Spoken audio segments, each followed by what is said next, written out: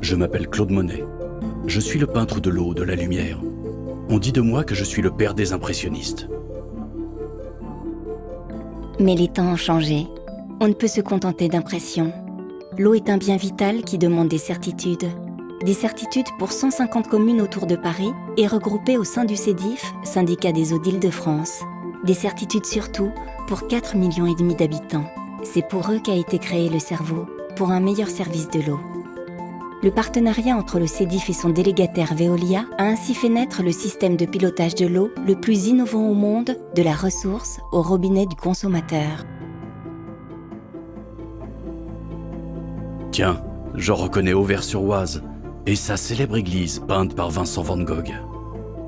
Sur la rive opposée, l'usine de Méry-sur-Oise, car la banlieue parisienne est alimentée par ses 3 principales rivières, la Seine, la Marne et l'Oise. 3 usines y puisent et traitent l'eau avant de distribuer chaque année 250 millions de mètres cubes à travers un réseau de 8600 km de canalisation.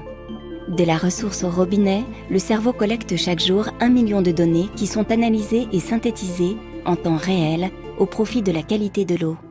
Le cerveau, c'est un instrument extraordinaire qui est en avance sur la livraison des données, puisque en temps réel et immédiat, tous les datas sont aujourd'hui fournis. Nous considérons le service dans son ensemble, de la rivière au robinet, et nous obtenons ainsi des gains d'efficacité importants, performance technique au service des usagers, optimisation économique et aussi performance environnementale. On voit que c'est toute cette zone-là qui est impactée. Le cerveau n'est pas un outil informatique vertical. C'est un outil partagé, accessible à l'ensemble des acteurs du service. Pour faire arrêt d'eau, c'est conduisable. Il ne décide pas à la place de l'homme, il aide à la décision.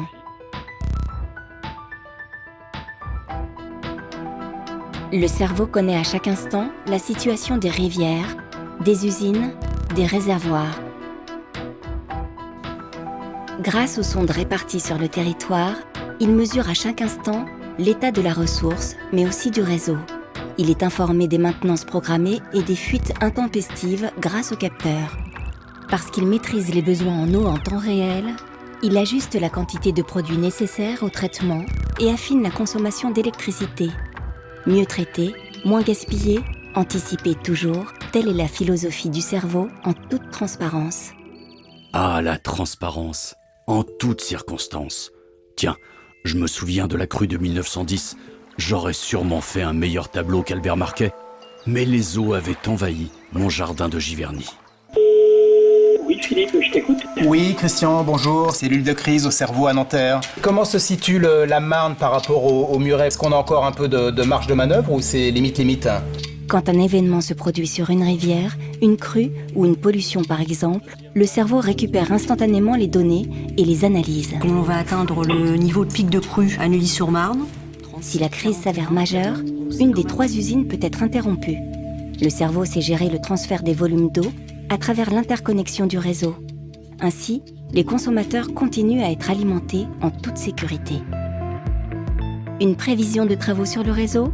Le cerveau a déjà reçu l'information et l'a mise à disposition du service clientèle qui peut informer les consommateurs concernés.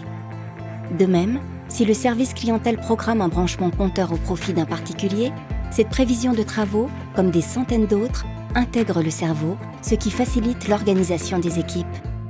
Le cerveau est donc aussi un outil qui participe à la gestion des ressources humaines. La rivière est instant et éternité. J'ai peint le pont d'Argenteuil pour sa modernité, mais je ne pourrais pas peindre votre cerveau. Il va si vite. Toute donnée qui pénètre le cerveau est une information qui enrichit sa mémoire et permet de rendre plus performante encore et toujours l'exploitation du service. Sous la conduite du CEDIF et piloté par Veolia, le cerveau gère l'eau potable pour 4,5 millions de personnes. C'est peut-être le plus grand des services d'eau du monde par les volumes produits et par le nombre d'habitants desservis. Et le cerveau que nous avons développé pour le CELIF, il est capable d'intégrer les nouveaux territoires, d'offrir plus de fonctionnalités à une échelle encore plus importante.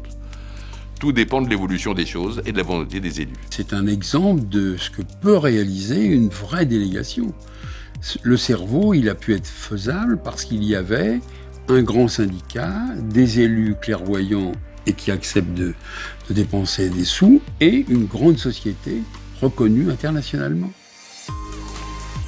Dans un futur proche, les villes seront de plus en plus connectées, intelligentes, seule solution pour maîtriser leur développement et leur impact sur l'environnement.